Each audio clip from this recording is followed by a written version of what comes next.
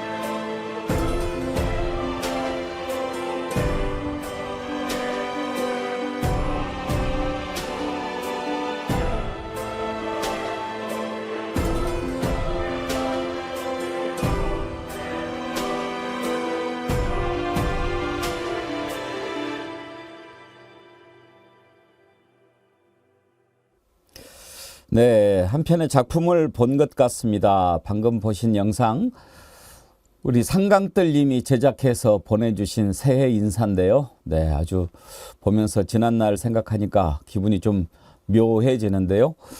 우리 상강뜰님께서 참 정어리 TV 개국하고 정치 1번지 시작하기 전까지 빈 공간을 저렇게 직접 만드신 영상으로 채워주셨는데요. 오늘 만든 영상 보니까 이제 정어리 TV 상강뜰 지국으로 하나 좀 내도 될 것 같다는 생각이 듭니다. 좋은 영상 만들어서 보내주신 상강뜰님께 진심으로 감사드리고요.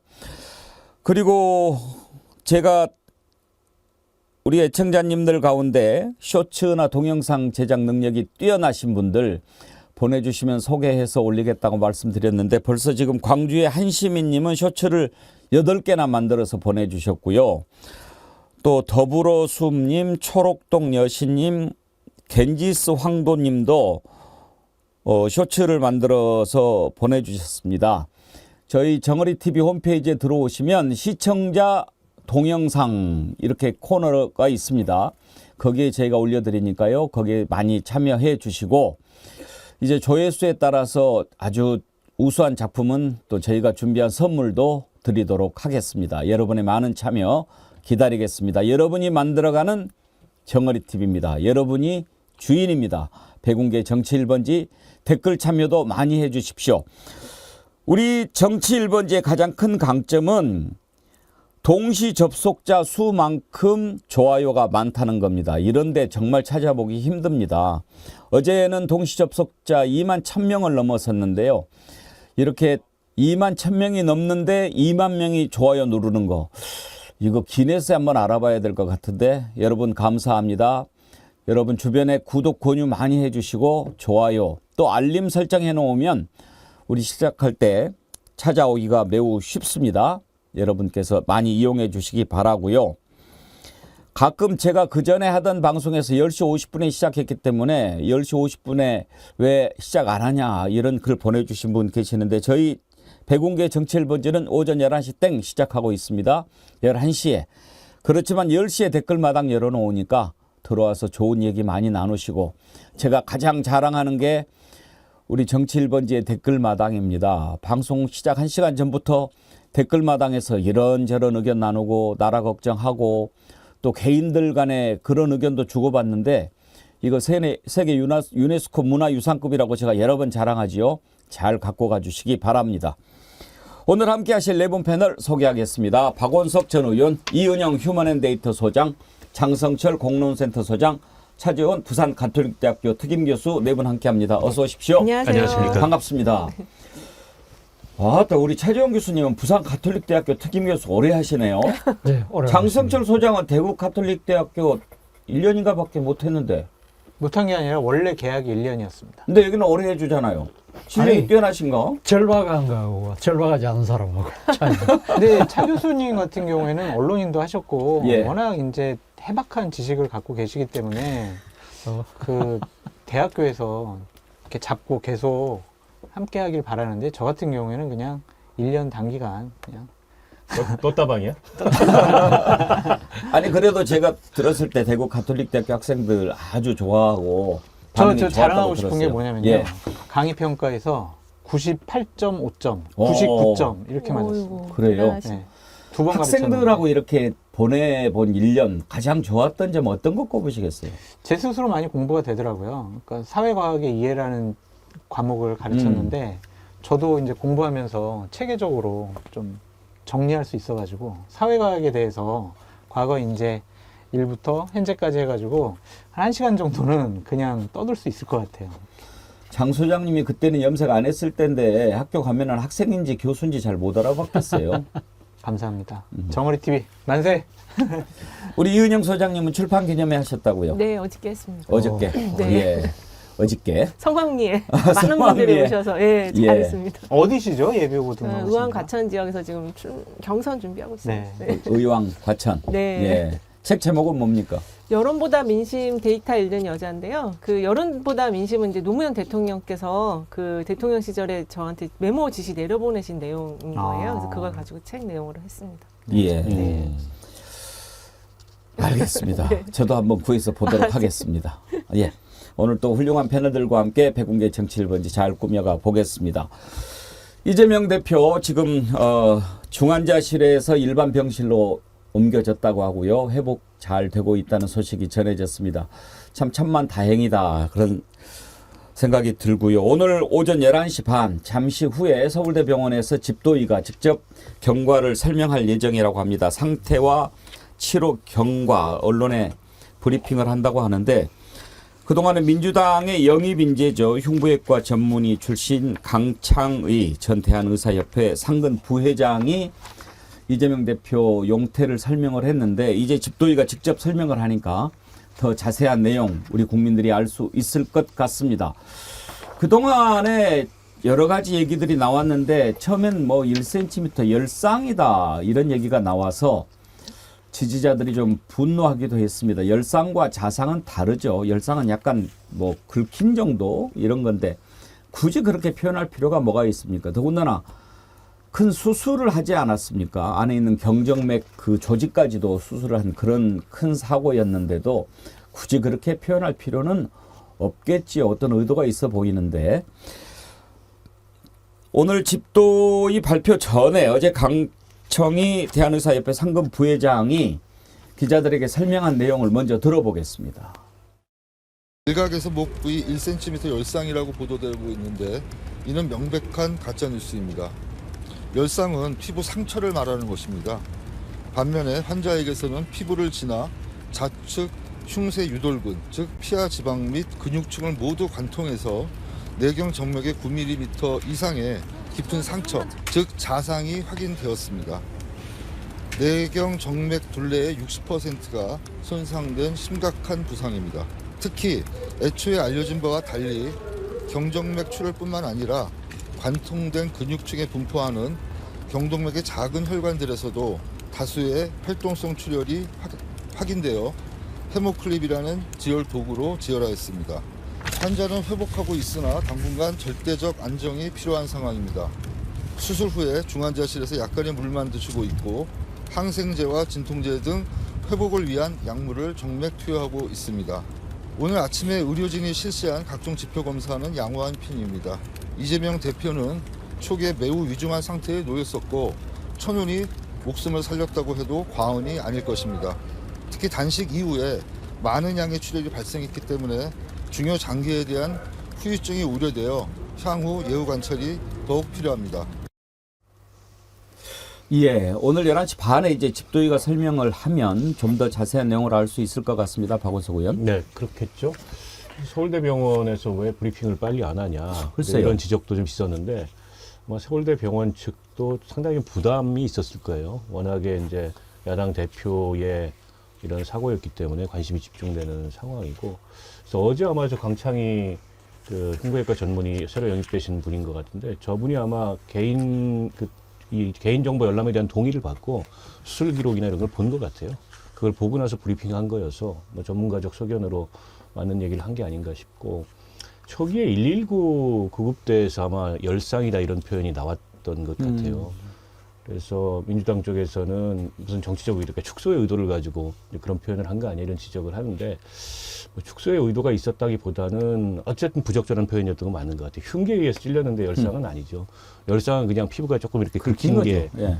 열상인데 그건 잘못된 표현인 것만은 분명하고 아무튼 천만다행입니다. 예, 그러게요. 그리고 회복이 되고 있다니까는 예. 뭐 쾌유 하시기를 바라겠고요. 다만 이 범행을 둘러싸고 그 다시는 일어나서는 안 될 그런 이제 불행한 사건인데 이에 대해서 여러 가지 정치적 해석들이 지금 여과되지 않고 나오는 것 같습니다. 그런 건 좀 지양해야 되지 않을까 싶어요. 그 문제 좀 오늘 저희가 따로 짚어보려고 하는데 정확한 성함이 강청희더라고요. 우리가 옛날에 강창희 국회부의장 생각이 나가지고 헷갈렸는데 네. 강청희 국회의장 했습니다. 국회의장 했습니다. 국회의장. 부의장도 하고 의장도 하고 그러셨던가요? 모르겠습니다. 하여튼 예. 의장은 했습니다. 국회의장. 예. 그 오늘 서울대병원 발표 내용이 나오면 저희가 좀 전해드리겠습니다만 주로 어떤 내용들이 담겨 있을까요, 차지영 교수 보시면? 글쎄요. 아무래도 앞서 말씀하신 것처럼 지금 그러니까 내경정맥 둘레에 60% 손상됐다는 게 어제 아까 강청희 네. 그분의 말씀인데 심각한 부상이다.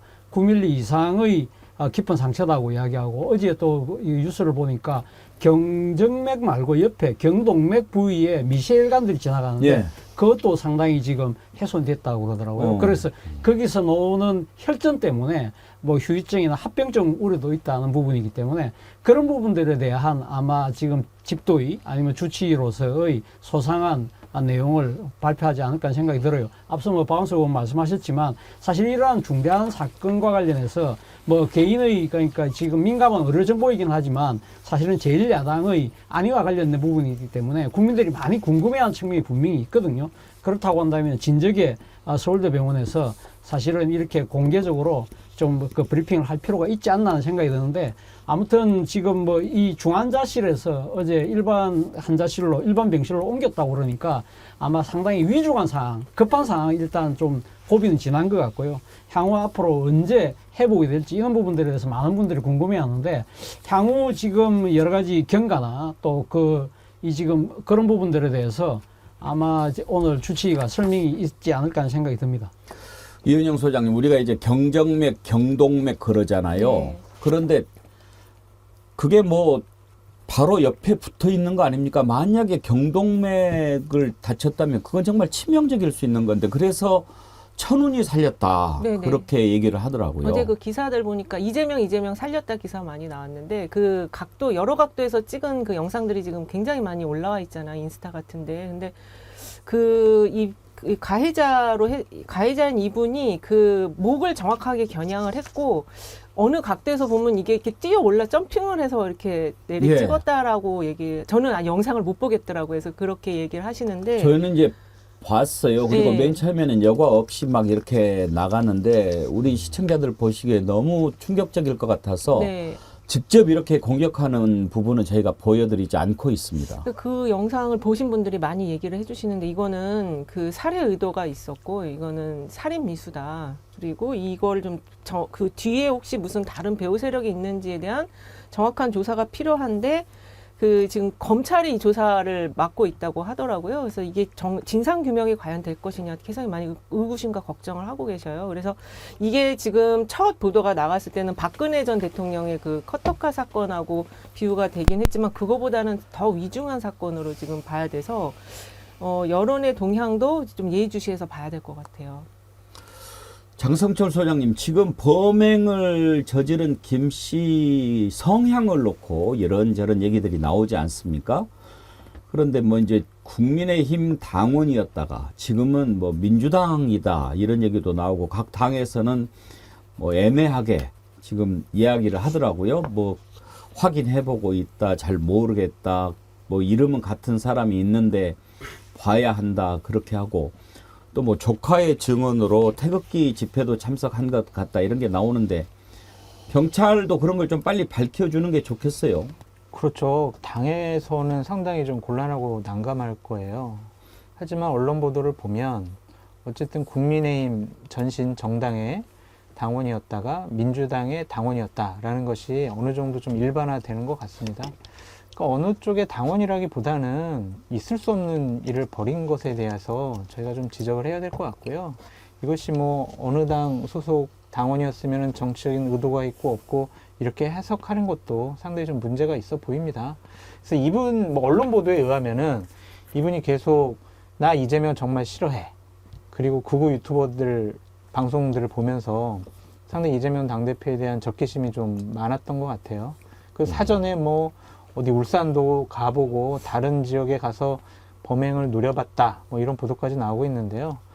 정말 대단히 충격적이고 잘못된 일이라서 제가 우려스러운 거는 지금 총선을 앞두고 양쪽 지지 세력들이 되게 날카로워져 있거든요. 예. 그래서 이것도 모방 범죄가 또 일어나지 않을까라는 걱정이 있어서 당국에서는 좀 후보자들과 주요 정치인들에 대한 경호 문제도 새롭게 좀 신경 써야 되지 않을까 생각합니다. 이번에도 이재명 대표가 피습을 당할 때 물론 이제 이재명 대표 민주당 쪽에서도 찍지만 지지자들 또 많은 유튜버들이 이렇게 같이 촬영을 하지 않습니까? 바른 소린가 하는 유튜버가 현장을 찍었고 거기에서 얘기한 거를 쭉 들어봤는데 그런 영상들이 쭉 있기 때문에 아마 경찰이 그것만 쭉 조사를 해봐도 이번 범행이 얼마나 치밀하게 계획적으로 이루어졌는가 하는 것을 알 수 있을 것 같더라고요. 그 전에 다른 영상들 보니까 이렇게 머리에 파란색 그 모자 왕관 그거 쓰고 다른 데서도 여러 번 포착된 게 나오더라고요. 그러니까 봉화마을 갔을 때도 그 현장에 있었고 예. 하루 전에 그리고 한 20일 전에 부산을 이재명 대표가 찾았을 때 그때도 그 현장에 차량을 타고 이재명 대표가 떠나는데 그 바로 옆에 서 있는 장면이 찍혀 있고요. 당일 동선도 보면 충남 아산에서 부산으로 왔다가 울산을 갔다가 다시 부산으로 가덕도로 갑니다. 그 울산을 왜 갔을까 생각을 해보니까 끝나고 나서 일정이 평산마을 가는 거 있잖아요. 평산마을에서 제일 가까운 KTX역이 울산입니다. 그래서 저것도 이제 사전 답사격에 그런 울산행이 아니었냐 이런 해석들이 나오는데 이제 상당한 기간 동안에 뭐 흉기도 미리 구입했다 그러고 또 자기가 손에 맞게 일종의 이제 개조도 한 거 아니겠습니까? 계획된 범죄인 것만은 분명하고 정신 이상자의 우발적 범행과는 좀 다른 것 같아요. 그러니까요. 우발적인 것 같지는 않아 보여요. 그리고 지금, 본인도 어쨌든 살인의 고의를 자백했다고 하고 뭐 범행 동기가 그럼 구체적으로 뭐냐 이건 아직 이제 수사 결과가 안 나오고 있는데 일종의 증오 범죄 같습니다. 다만 이제 왜 그런 증오에까지 이르게 됐는지 그에 대해서는 좀 더 구체적으로 밝혀질 필요가 있습니다만 그래서 굉장히 사실은 이게 이제 우리 정치에 그런 어떤 대결과 뭐 혐오, 증오가 팽배해 있는 한 단면을 보여주는 게 아닌가 싶어서 대단히 좀 씁쓸합니다. 우리 지금 댓글 보내주신 분들 글을 보면 테리 공구님 살짝 점프하면서 체중 실어서 찌른 자세를 보면 즉흥적이 아닌 오랫동안 연습한 흔적입니다. 아즈라엘님 연습도 많이 한 듯 보여요. 전혀 주저하지 않아요. 그런 의견을 주셨는데 그래요. 차재원 교수님 저도 보면 네. 그 정확히 자기가 공격하겠다고 하는 부위를 노리고 가까이 근접해서 공격하는 걸 알 수가 있고 네. 또 여러 장소에서 목격이 됐다. 이건 절대 우발적인 범행이라고 볼 수 없는 정황들이지 않습니까? 그렇죠. 앞서 뭐 흉기 말씀하셨지만 등산용 칼을 구입해서 그 칼 자루를 빼고 거기다가 테이프를 감았다는 거죠. 개조까지 한 거 아닙니까? 예, 개조까지 한 이유는 뭐겠습니까? 그러니까 흉기가 드러나지 않도록 나름대로 준비를 한 것이죠. 그런 것들을 보면 상당히 계획 범죄라는 생각이 들고 저는 또 한편으로는요. 사실은 지금 경찰은 배우가 없다고 이야기하지만 저는 배우 문제도 경찰이 다시 한번 살펴볼 필요가 있다. 아까 박원석 의원 말씀하신 것처럼 그 전날 통도사역, 그러니까 지금 울산역을 이제 통도사역이라고 부르는데 그 근처가 바로 평산마을이 있기 때문에 그러는데 그 전날 또 봉화마을에서도 목격이 됐어요. 그렇다면 그 거리가 상당히 멀어요. 그러니까 일본 그 양반은 지금 대중교통을 타고 다녔다는 이야기거든요. 그렇게 이동하기가 쉽지 않다는 거예요. 그리고 또 그 다음 날이 10시 반쯤에 지금 그 가덕도에서 그 상황이 벌어졌잖아요. 그 가덕도까지 가기가요 쉽지 않습니다. 부산 도심에서 가덕도 대중교통 타고 가면 한 좋게 한 2시간 반 정도 걸릴 거예요. 그리고 거기가 대학마을이라는 곳인데 사실은 이 가덕도에서 거제도 가는 도로가 거가대교라는 게 있잖아요. 네. 그거는 진짜 일반 그 자가 승용차를 갖고 있는 사람들은 쉽게 갈 수 있지만 그렇지 않고 그 자가 승용차가 있는 사람도 대학마을까지 내려가려면 그 길을 잘 몰라요. 그렇기 때문에 그런 부분들을 그러면 이분은 가면 그 상당한 그러니까 대중교통을 이용했다고 한다면 그렇게 신속하게 이렇게 다닌다는 것 자체가 쉽지 않다. 본인이 만약에 평산마을까지 다녀왔으면 만약에 그 대학마을에서 자신이 의도했던 공격을 못했다고 하면 평산마을을 그럼 어떻게 쫓아갔을까? 예. 그렇다고 한다면 누군가 배우가 있는 거 아닐까? 라는 것이 합리적인 의심이라는 거죠. 그렇기 때문에 경찰이 배우가 없다고 단정을 한 부분에 대해서는 좀 더 들여다볼 필요가 있다는 게 제 생각입니다. 예. 이은영 소장님, 네. 그 김씨인가 하는 그 범행을 저지른 사람이 충남 아산에서 부동산업을 한다고 그래요. 근데 보니까 뭐 요즘에는 잘 안 돼서 네. 임대료도 많이 밀리고 그랬다고는 합니다만은 임대료 밀린 거 하고 가정형 지금 뭐 생활고를 겪는 것하고 이 범행을 저지른 거하고 그것 인과관계는 좀 없잖아요. 그러니까 이제 좀 떨어져 보일 수가 있는데 그게 이제 그런 이야기가 자꾸 엮여서 나오는 거는 뭔가 그 사주를 받아서 뭔가 돈을 받고서 한 것이 아니냐라는 추측을 하는 예. 거고 그리고 그 배방읍 쪽에서 부동산을 했다고 하는데 최근에 그런 얘기까지 나오더라고요. 그 김건희 여사의 어머니가 처음에 그 부동산 그 개발 회사를 여기 배방읍 쪽에서 해서 재산을 이제 증식을 했다 이런 얘기까지 그런 지금 얘기까지 나옵니까? 나와요. 그래서 그런 거는 좀 확인해서 가짜 뉴스는 정리를 해줄 필요가 있는데 이게 이제 지금 아베 총리도 이런 식의 어떤 길거리에서 그 증오 범죄로 인해서 죽었는데 일단은 그 배우 부분은 확실하게 좀 정리해서 밝힐 필요가 있고요. 그다음에 이재명 대표가 그 경호팀이 없었다는 얘기가 있어요. 그래서 그 부분도 지금 국가서열료는 8위에 해당하는데 좀 너무 당대표의 경호나 신변에 대한 거를 너무 방치해 놓은 것이 아닌가 그런 지적도 지금 같이 나옵니다. 그런데 지금 법상으로는 장성철 소장님, 선거 기간에 들어가면 그런 게 지원이 되지만 현재 뭐 선거 전에는 각자 하는 수밖에 없다고 없어요. 그러더라고요. 그래서 저희 당대표 할 때도 그냥 청년 당원들 예. 아니면 그냥 당의 당직자들 그냥 이런 분들이 주위에서 그냥 함께 다녔었지. 자발적으로 네, 특별히 뭐 경호팀을 운영하고 그러진 않았었습니다. 당 자체에서 꾸릴 수는 없습니까? 비용이 들어가니까요. 그거는 뭐 알아서 꾸리면 되겠죠. 예. 그런데 대중 접촉을 많이 해야 되는 정치인, 특히 야당 지도자가 경호팀이 쭉 옆에 한 3, 4명, 4, 5명이 서가지고 대중 접촉을 좀 차단을 하거나 아니면 거리를 두고 한다라는 거는 정치인으로서는 받아들이기가 좀 쉽지 않을 것 같아요. 옛날에 김대중 대통령 이제 그 대통령 되기 전에 야당 지도자로 이렇게 많이 돌아다니고 그러지 않았습니까? 유세할 때 그때 네. 보면 일단 가신그룹은 완전 인간 방패를 네, 만들어서 네. 몸으로 그렇게 보호를 했고 또 주변에 이제 무술을 한 네. 젊은 맞아요. 친구들이 이제 경호팀으로 아예 수행을 했거든요. 나중에 이제 정권 잡고 그런 분들이 행정관도 되고 막 또 네. 정무 쪽으로도 들어가고 그래서 말도 나기는 했습니다만 뭐 태권도 했다고 어떻게 뭐 그런데 경호실장이 역할했던 분 김옥두 전 의원 아니셨어요? 거기도 이제 하셨고 수행을 했는데 네. 예, 또 그러니까 경호팀이 따로 있는데 경호팀을 떠나서 정말 측근 가신 그룹들은 선상님의 목숨은 내가 지킨다 뭐 완전 그런 자세였죠. 아니 그런 분들이 정무를 하는 게 틀리지 않습니다. 정식으로 무술을 전공하신 분들. 정무. 아니 그 김대중 대통령님은 그 유도대학 나오신 진짜 정식으로 무술을 하신 분들이 청년국 소속으로 해서 예. 그 경호를 하셨어요. 안전하게. 이게 참 이번에도 경호 강화 얘기가 나오는데 딜레마입니다. 왜냐하면 정치인들이라는 사람들이 모든 갈등의 한복판에 서 있을 수밖에 없어요. 예, 예. 근데 대중 속으로 숨을 수가 없는 직업입니다. 그 경호가 너무 과하면 사실은 특히 선거 때 대중 접촉을 할 수가 없잖아요. 그러니까 대통령 선거처럼 공식 후보가 되면 경찰의 경호 인력이 근접 경호에 파견되는 경우는 있어도 총선이나 이런 선거 앞두고서 뭐 정당 대표라 그래가지고 전담 경호팀이 구성되거나 근접 경호를 하지 않거든요. 근데 그거를 한다고 우리가 가정을 해보면 그것도 이상해요. 아니 한 사람이라도 더 만나야 되는 직업이 정치인이고 그 과정에서 다소 위험에 노출되더라도 그걸 감수해야 되는 측면이 있는데 아예 뭐 정치인이 이런 갈등을 다루지 않는다면 모르는데 갈등을 다루는 게 직업이다 보니까는 어쩔 수 없는 이 숙명적인 그런 위험에 노출되는 측면이 있는데 근데 이제 이렇게 이 일종의 이제 증오 범죄 같은 게 비단 정치 영역에서뿐만이 아니고 우리 사회에 많이 일어나고 있잖아요. 그렇기 때문에 더더욱 조금 이제 앞으로 위험성이 커지지 않을까 그런 점이 우려되죠. 지금 예비 후보가 엄청 많이 돌아다니는데 혼자서 다니는 후보들도 많아요. 많죠. 그래서 네. 지금 이게 모방 범죄가 각별히 더 신경을 많이 써야 될 대목이에요. 아니, 실제 저희도 선거 때 보면 예. 그 뭐 위협까지는 아니지만 그 뭐 욕을 한다든지 뭐 이런 분들이 꽤 있어요. 그럼 뭐 어떡합니까? 욕을 먹어야지 후보가. 저도 막 정권 비판을 많이 하다 보니까 페북 뭐 메신저 같은 걸로 뭐 가만 안 두겠다, 죽이겠다 막 그러한 협박을 많이 받았어요.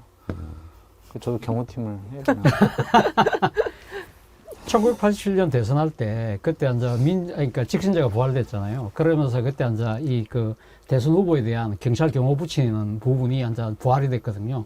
그때 김종필 후보가 한 이야기가 있어요. 임명은 제천이다. 나는 붙이지 마라. 어허. 나는 바로 국민들하고 만나겠다. 그렇게 해서 김종필 당시 신민주공화당 후보는 경호를 물리쳤어요. 안 했던 게 있는데 이왕 나온 김에 제가 하나 말씀드리면 이번에 그 이재명 대표의 지금 소방 헬기 타고 지금 서울대 병원으로 예. 이송한 부분에 대해서 여러 가지 시비들이 있잖아요. 논란이 있는데 저는 그런 부분들에 상당히 좀 부적절하다는 생각이 드는 것이 논란이 부적절하다고 생각하는 것이 사실은 부산대학교에 지금 근역외상센터가 있잖아요. 근데 왜 거기서 치료 안 하고 갔냐 뭐 이런 이야기를 하는데 사실 근역외상센터는 진짜 생명이 경각에 달려있는 골든타임에 있는 그러한 부분들을 긴급하게 수술하는 것이지 예를 들면 봉합수술해서 입원 가료를 하는 거는 사실은 딴 병원 가서 할 수밖에 없잖아요. 그런데 만약 이재명 대표 입장에서는 주거지가 지금 서울 수도권이라고 한다면 만약에 봉합수술을 하고 나서 거기서 입원 가료를 할 경우에 누군가 간병도 해줘야 되고 또 상당히 정신 트라우마도 있기 때문에 가족들이 와서 뭔가 좀 위로도 해줘야 되고 그런 측면들이 분명히 있잖아요. 그렇기 때문에 아마 민주당에서는 위협한 언급한 상황은 넘겼다. 그렇다고 한다면 우리가 그러면 수도권으로 갈래? 그럼 서울대병원으로 갈래? 이렇게 이야기를 했고 그 부분에서 소방 헬기를 동원한 부분은 사실은 소방본부가 결정을 한 거거든요. 물론 그 과정에서 민주당이 뭐라고 했는지는 알리지 않았지만 소방 헬기를 동원을 했어요. 민주당 쪽에서 서울로 가려고 한다. 그러니까 그러면 헬기를 하자는 부분은 소방본부 차원에서 논의가 돼서 소방본부가 결정을 했다고 그래요. 그 부분에 대해서 특혜다? 그런 부분들도 아까 지금 어전세일 8위 이야기했잖아요. 사실은 이 제1야당의 대표가 상당한 이 정치적인 비중과 그리고 국민적인 상당한 이 여러 가지 관심이나 이런 부분들이 있기 때문에 그리고 이 사안 자체가 사실 뭐 윤석열 대통령이 규정했듯이 자유민주주의에 대한 테러라고 한다면 이거 공동 대응을 해야 되고 윤 대통령도 이재명 대표 이송과 치료에 만전을 다 기하라고 했잖아요. 예. 그런 차원에서 간 건데 그걸 갖고 특혜라는 식으로 이야기하는 거는 저는 사실 좀 지나치다는 생각이 저도 들어요. 소방 헬기 이송과 관련해서 뭐 논란이 있다 이런 기사를 보면서 뭐 저걸 그렇게 문제를 삼아야 할까. 더군다나 윤석열 대통령도 그렇게 뭐 차질 없이 뭐 지원하라 이렇게까지 지시를 했는데 하여튼지 범행이 이제 어떻게 이루어졌는지도 봐야 되겠지만 문제는 너무 갈라져 있다는 겁니다. 제가 이 사건을 보면서 맨 처음 걱정했던 것이 누가 이렇게 이 나라를 분노와 증오, 갈등으로 막 몰고 갔는가, 그런 부분에 대한 걱정 아니었습니까? 정치권 하는데 뭐 꼭 정치권이라고 에둘러서 말할 필요가 뭐가 있습니까? 저는 대통령 책임을 강하게 얘기했습니다. 대통령이 맨날 야당 대표를 향해서 중대범죄자, 피의자, 반국가 세력 이렇게 이야기하지 않았습니까? 왜 안 만납니까?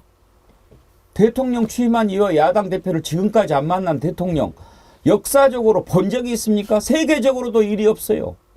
그렇게 하면서 반국가 세력이다, 제거해야 할 대상인 것처럼 얘기하니 대통령이 말하면 다 진실이라고 믿는 그런 깨어있지 못한 자들은 어떻게 생각하겠습니까?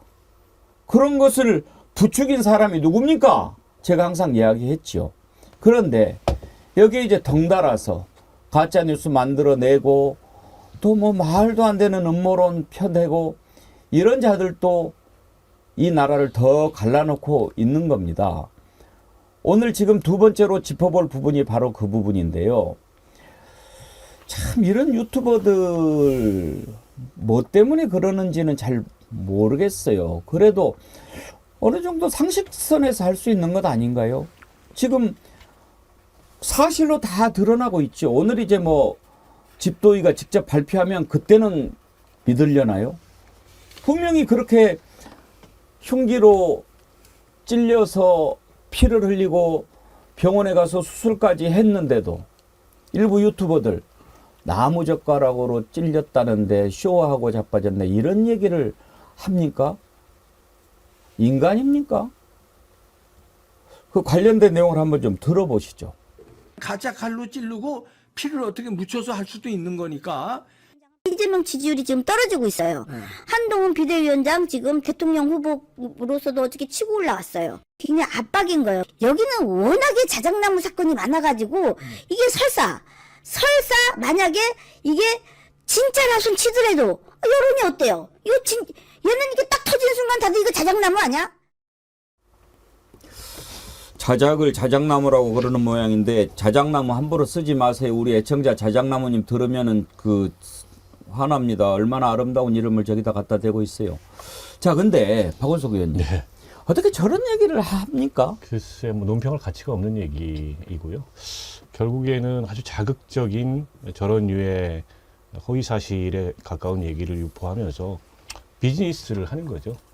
이 유튜브라는 생태계에 어떻게 보면은 어두운 측면이기도 한데 자극적이면 자극적일수록 이게 조회수도 높이고 특히 이제 저런 유튜브를 즐겨 찾는 시청층에게 어필하는 이제 그런 면이 있는 것 같은데요. 이제 저런 식의 유튜브가 저런 증오 범죄를 저는 부르는 거라고 생각해요. 그 점에 있어서 아무리 이제 유튜브가 언론과는 다른 규제를 받지 않는 그런 자유로운 어떻게 보면은 정치 담론이 형성되고 유통되는 시장이라고 하더라도 지킬 건 지켜야죠. 저렇게 선을 넘는 반사회적인 그런 얘기를 꺼리낌 없이 하는 거에 대해서는 뭔가 아무튼 좀 저는 규제가 필요할 것 같은데 방법이 있을지 모르겠습니다. 장성철 소장님, 저 따위로 하면 돈이 됩니까? 돈이 되겠죠. 돈과 대접받는 것 때문에 저렇게 말도 안 되는 주장을 하는 것으로 보여지고요. 대접이라면 무슨 대접을 받습니까? 저분들 그 윤석열 대통령이나 보수파를 아주 강하게 지지하는 분들 있잖아요. 어떤 집회 나가보면 볼 수 있잖아요. 거기 가면 영웅이에요, 영웅. 저기서. 그렇기 때문에 그거에 좀 취하지 않았느냐라는 좀 생각이 들고요. 그리고 그 전에 나 그런 얘기를 들었는데 윤석열 대통령이 이봉규 TV를 되게 좋아한다고 뭐 그러더라고요. 그게 한 그 출연자가 계속 뭐 얘기를 해가지고 알려진 건데. 서정목 변호사가 얘기했어요. 네, 맞는 것 같아요. 네. 뭐 그렇게 많이 증언도 하고. 같이 밥도 먹었다 그러던데. 네, 그 얘기도 좀 들었는데.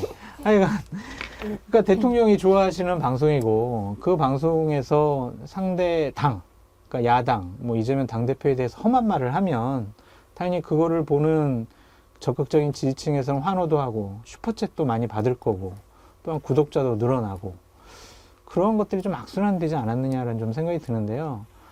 아, 정말 이게 유튜브의 생태계를 너무 오염시키는 행동들이 아닌가라는 좀 생각이 듭니다. 말도 안 되는 일이 벌어지고 있어요. 아니 이은영 소장님, 저는 네. 이제 어찌어찌 하다가 이제 유튜브에 이렇게 발을 들여놓게 되면서 이제 기존의 미디어 환경이 엄청나게 바뀌었다는 것을 제가 체감하고 있어요. 네. 우리가 흔히 레거시 미디어라고 부르는 이제 기존의 지상파 또 종편 이런 데서 뉴스를 소비하던 많은 시청자들이 바뀌는 것을 제가 느끼거든요. 그럴수록 이제 이쪽 환경이 매우 중요해졌는데, 이쪽은 그야말로 자기들이 듣고 싶어 하는 것만 찾아서 듣게끔 많이 만들어지고 있단 말이에요. 여기에 와서 균형 감각을 찾기는 참 어려운 것이 현재 또 유튜브 생태계 환경입니다. 이걸 어떻게 해야 될까요? 그렇다고 또 유튜브를 또 막 그 검열이나 제한 대상을 두면 또 그건 또 언론 표현의 자유를 또 제한하는 것이 되고, 어떻게 생각하십니까, 전문가로서? 저도 지금 이제 대학에서 미디어 강의를 하고 있는데 일단은 시장 자체가 매크로에서 마이크로로 전체적으로 모든 사회가 다 그렇게 바뀌고 있어요. 방송도 그 일환으로서 지상파라는 큰 매체들이 이제 다 쪼개지는 그런 상황인데, 결론은 그 공론을 통해서 자정력을 더 키워야 되거든요. 근데 사실 이제 대통령이라든지 이렇게 유명한 셀럽형 정치인들이 이제 그렇게 지금 바뀌고 있는데, 이런 분들이 어느 특정 매체를 이용한다, 또는 그 매체와 특별하게 인터뷰를 한다, 이렇게 되면은 편향성이 더 강화가 되는 거죠. 그래서 정치인들이 이제 그런 속에서 균형을 맞춰줘야 되는 사람인데, 야당 대표는 만나지 않고 이런 이봉규 TV나 이런 걸 봤다 하더라, 이렇게 되면은 이제 그 지지층이 다 글로 몰리게 되는 거예요. 근데 그렇게 되면은 그 사람은 결국 돈과 부나 명예 다 갖게 되는 거거든요.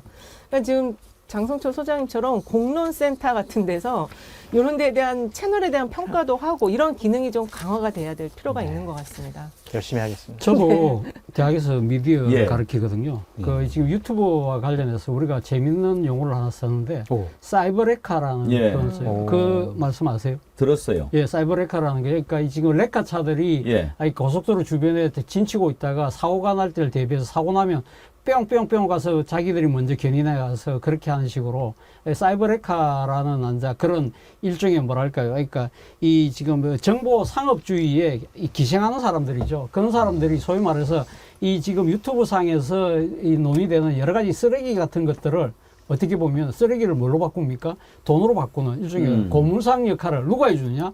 지금 사이버 공간에 해준다는 거예요. 그렇다고 한다면 저는 사실은 이 플랫폼을 유지하고 있는 업체들의 책임 강화도 저는 상당히 좀 중요하다는 생각이 들어요. 물론 지금 유튜브 같은 경우도 노란 딱지인가요? 딱지 붙이고 한다지만 이런 부분들에 대해서도 좀 이 지금 플랫폼을 운영하고 있는 업체 측의 자발적인 좀 규제 이런 부분들이 상당히 좀 필요하지 않을까 생각이 들어요. 저는 저런 모습 보니까 좀 사람들이 잔인하다는 좀 생각이 들어요. 그러니까 이재명 당대표에 대해서 일관되게 지속적으로 강하게 비판한 사람, 저는 저라고 생각을 하거든요.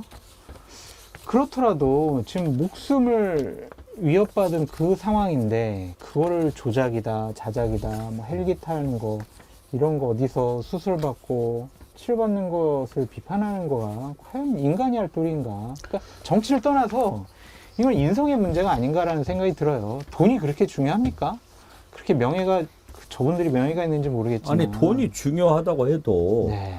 정당하게 돈을 벌어야지. 저분들은 식으로 정당하다고 생각을 하는 거예요. 이재명 인간이 아닌 거죠, 그런 것들은. 아니 저도 그 동의를 하는데, 그러니까 저런 모습들에 환호하는 분들도 참 안 그랬으면 좋겠다라는 생각이 있어요. 그러니까 이게 이제 공론장의 자정 능력이라는 게 어쨌든 우리 시민사회 관점에서 굉장히 중요한 요소인데, 저는 기술적으로도 이 문제 접근을 좀 해야 된다고 봅니다. 유튜브에서. 네, 결국에는 이 이제 알고리즘이 그런 확증 편향을 강화시키는 방향으로 설계되어 있는데, 이게 어쩔 수 없는 게 아니고 그 알고리즘을 다르게 설계할 수 있는 거예요. 네. 그러니까 지금 유튜브에서는 평화를 검색해도 결론은 마지막에 가면 전쟁으로 끝나도록 알고리즘이 설계되어 있습니다. 가장 자극적인 단면으로, 가장 자극적인 것으로 연결되도록 알고리즘이 설계되어 있고, SNS가 다 그렇거든요. 근데 이걸 깨면, 그리고 그걸 규제할 수 있는 어떤 제도적 장치를 만든다면 네. 지금보다는 이 사이버 환경이 좀 나아질 수 있겠죠. 그래서 이게 공론 그 장애 자정 기능 못지않게 저 지금의 이런 그 인터넷 매체들의 알고리즘을 바꾸는 게 좀 굉장히 중요할 것 같아요. 우리가 한때 그 일베, 요즘에도 일베라는 게 있습니까? 있습니다. 설칩니까? 네, 있어요. 예. 있어요. 사이트 안 들어가 봐서 모릅니다. 얼마나 우리나라 국민들의 마음을 황폐하게 만들었습니까? 그따위 것들이. 정말 우리가요, 참 정말 마음을 다잡아야 할 때라고 생각합니다. 제가 새해 첫 방송할 때 그런 말씀 드렸죠. 올해 저는 새해 목표를 깨어있자로 잡았습니다. 저한테 주어진 소명이 무엇일까 묵상하면서 새해를 맞았는데요. 저한테 주어진 소명은 이 시대의 불침번이라고 생각했습니다. 제가 먼저 깨어 있어서 정신을 바짝 차려야 우리 함께하는 사람들 깨어 있는데 조금이나마 도움이 되지 않을까 하는 생각에서 깨어 있자로 잡았는데요. 정말 이 시대는 깨어 있어야 합니다. 우리가 깨어 있지 않으면 정의가 무너지고 상식이 이렇게 짓밟히는 이런 세상에 정말 까딱하면 자빠집니다. 캄캄한 바다 속에서 길을 잃어버리면 그 앞에 다가오는 것은 상어 아가리밖에 없습니다. 똘똘 뭉쳐서 함께 해도 정신을 바짝 차리지 않으면 당할 수밖에 없는 그런 현실입니다. 우리가 이럴 때일수록 정말 정신 바짝 차리고 무도한 권력에 맞서서 함께 깨어서 정말 정의와 상식의 새로운 바다 만들어 나가자 하는 말씀 다시 드립니다. 다음 이슈로 넘어가지요. 국회에서 김건희 특검법 그리고 또 대장동 50억 클럽 특검법 쌍특검법안이 통과가 됐고 이제 오늘쯤 정부로 이송이 될 것 같다고 합니다. 그런데 요즘에 옛날엔 보여도 너무 많이 보이더니 요즘에는 전혀 안 보이는 사람이 하나 있죠. 누굽니까? 바로 김건희 씨입니다. 어제 신년 인사회를 했는데 작년에는 왔거든요. 근데 어제 안 보여요. 가만히 따져보니까 네덜란드 국빈 방문 갔다 온 이후로 얼굴을 볼 수가 없습니다. 왜 그럴까요? 궁금합니다. 박원석 의원님, 뭐 여러 가지 얘기가 나옵니다. 뭐 수술 들어간 거냐, 뭐 또 고치냐, 그래도 뭐 염치가 있으니까 그런 거 아니냐 그러는데 왜 안 보이는 걸까요? 숨기기 전략이죠. 숨기기. 네. 총선 앞두고 그러면 숨겨집니까? 아니 숨겨도 숨길 수가 없는 거죠. 워낙 존재감이 크신 분 아닙니까?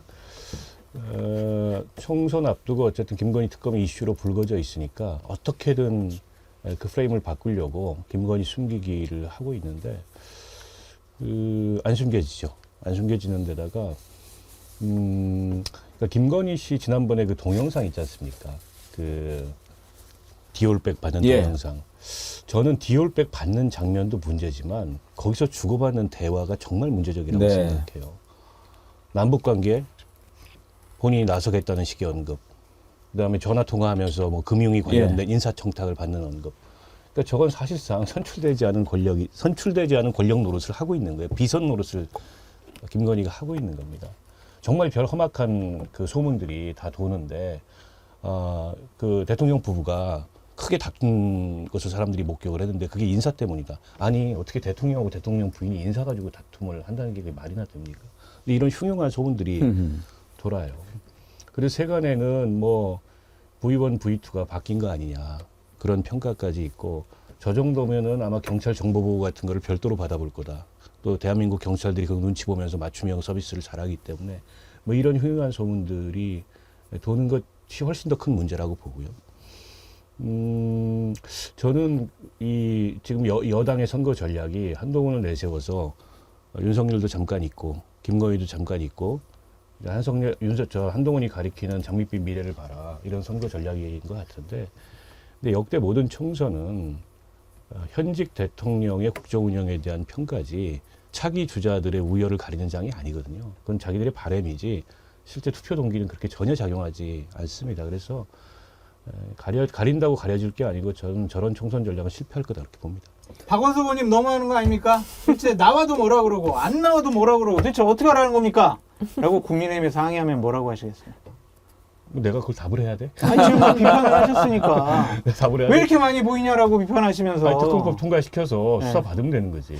저도 그냥 대통령이나 김건희 여사 쪽에서 특검 받아들여가지고 국민들이 생각하는 눈높이에 맞는 결정을 하시면은 어떨까라는 좀 생각이 들어요. 숨는 게 다가 아니다 라고 좀 말씀드리고 싶고요.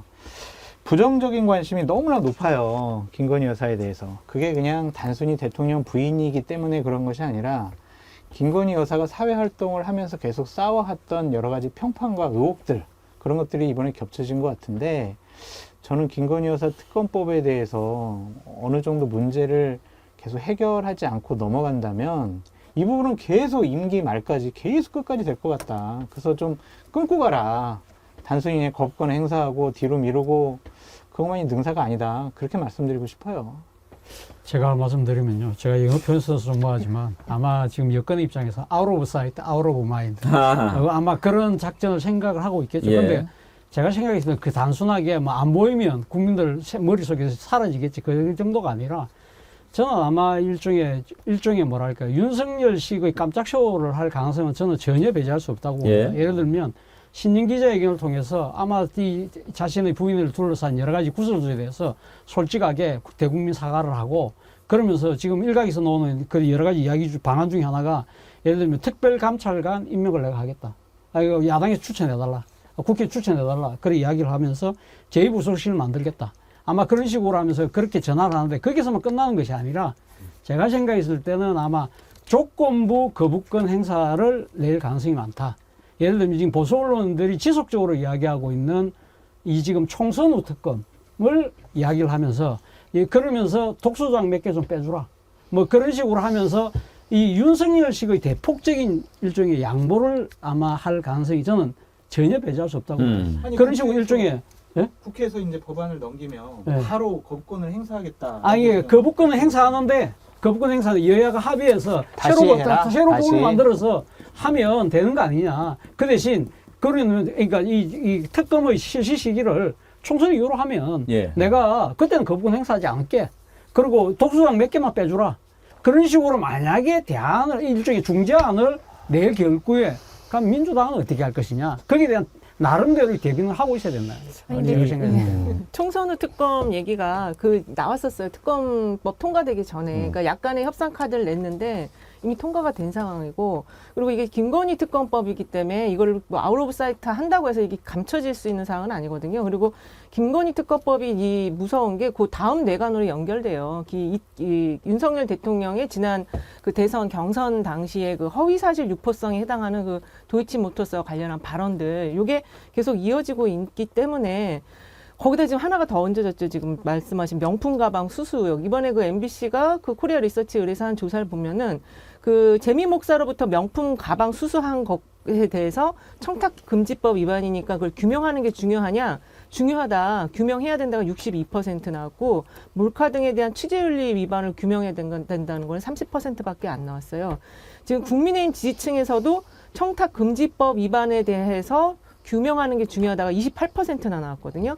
그러니까 국민의힘 지지층 안에서도 30%는 김건희 이 리스크 좀 어떻게 좀 떨고 갔으면 좋겠다. 이 지금 이야기를 하고 있는 거거든요. 그래서 이거는 지금 안 보인다고 해서 뭔가 해결될 수 있는 방안은 없다. 그리고 이 열차는 이미 떠났다. 저는 그렇게 보고 있어요. 우리 차재원 교수님 말씀하신 게 이제 반전이잖아요. 전격 수용하느냐, 혹은 역제안을 이제 야당한테 하느냐. 근데 그 25일 날, 12월 25일 날 당정대 회의가 열렸지 않습니까? 휴일 날 그게 긴급히 열렸던 이유가 한동훈 비대위원장이 내정된 직후에 김건희 특검법에 대해서 했던 얘기가 당내에서 일종의 역제안을 할 수 있는 거 아니냐는 해석이 돌면서 격노했다. 그리고 서둘러서 그 회의가 열려서 거기서 모든 가능성을 다 잘라버리고 맞아요. 거부권 행사하기로 했다. 이미 결정된 상황이라고 보고요. 그래서 저는 그럴 가능성이 별로 없는데 예. 이제 여당 입장에서의 내지는 용산 입장에서의 리스크는 뭐냐면 거부권 행사했는데 이게 재의결이 올라왔을 때 이제 재의결 시점은 결국에는 국회의장이 정하게 될 겁니다. 여야가 합의가 안 되면 의장이 정하기 때문에. 근데 의장이 뭐 예를 들어서 그 특검법이 시행됐을 때 뭐 이런 것들 고려하고 하면 한 2월 중에 그걸 던진다, 붙인다. 예를 들어서 재의결에. 그때 국민의힘에서 반란표가 나오지 말라는 법이었어요. 근데 이게 재의결 요건이 재적이 아니고 재석입니다. 출석의 3분의 2예요. 과반 출석의 3분의 2 의결입니다. 때문에 불참 전술이 불가능해요. 참석해야 돼요. 불참하면 모수가 줄어가지고 3분의 1가 넘어버릴 수가 있어요. 근데 다 참석했다가 한 19표 넘어가면 끝나는 거예요. 근데 공천 이전이라도 지금 이 총선 판세가 이렇게 망가져가는 거를 굉장히 걱정하는 의원들이 많단 말이에요. 특히 뭐 TK에 공천만 받으면 되는 의원들은 몰라도 그 이외의 지역에서는 다들 염려하고 있어요. 이 상황에 대해서. 근데 거기서 반란표가 나오지 말라는 법이 없어요. 아니, 무기명인데. 거부권 제의는 재적이 아니고 재석입니다. 재석입니까? 그게 아하. 위험한 거예요. 그래서 누군지 알 수도 없는데 저는 나온다고 봐요. 그게 19표까지 나올지는 공천 모르겠지만. 떨어진 사람은 당연히 성질난 아니 공천 사람도- 이전이라도 나온다고 봅니다. 이대로 가면 다 망가진다. 당이고 총선이고 정권이고 이런 생각을 하는 사람들이 아니, 있거든요. 그러니까 바로 그 때문에, 네. 아니, 그러니까 여당이 바보가 아닌 이상, 그런 식으로 가면 빤하게 지금 상황이 그렇게 전개될 수밖에 없잖아요. 예를 들면, 지금 300명이잖아요. 예. 20명이 빠지면 280명이잖아요. 예. 3분의 1이 되면 94석이 돼야 돼요. 그럼 만약에, 근데, 떨어진 국민의힘 의원들 20명이 아예 그날 회의에 안 나와버리면, 아예 안 나와버리면, 끝나버리는 거네. 92명밖에 안 돼요. 예. 112명이거든요, 지금. 그럼 20명 하면, 그러니까 92명 되잖아요. 그 94명이 돼야, 예를 들면 야당이 똘똘 뭉치면 그건 통과된단 말이에요.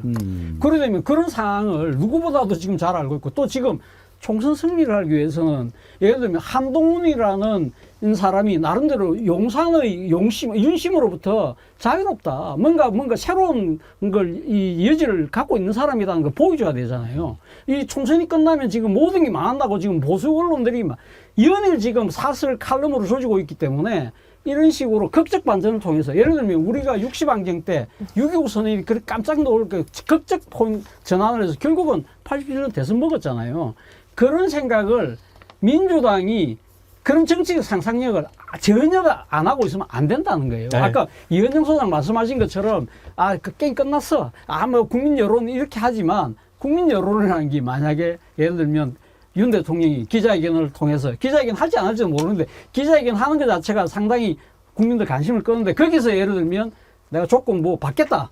그런 식으로 딱 했을 때 여론이 확 바뀔 수 있다는 아니 거죠. 저는 김건희 여사가 이걸 안 받을 것 같아요. 조건 아니 근데 그건 김건희 여사가 중요한 안 게 아니고 받아요. 김건희 여사가 그걸 받고 안 받고 그거 중요한 게 아니죠. 아니, 그러니까 이제 선생님처럼 합리적인 판단을 과연 정권 차원에서 할 수 있을까라는 좀 생각이 들고 현재 정권에서는 한 대 맞으면 2대 더 때리겠다 그러한 작전을 세우고 있는 것 같아요. 그러니까 뭐 송영길 전 대표 구속 기소하기로 방금 전에 또 결정이 났고 또한 이성만 의원도 소환 조사하고 그래서 민주당 이 돈목도 사건 가지고 참 부도덕한 집단으로 몰아가고 또 극단적으로 더 말씀드리면 이재명 당대표에 대해서 구속영장을 한 번 더 청구할 수 있다.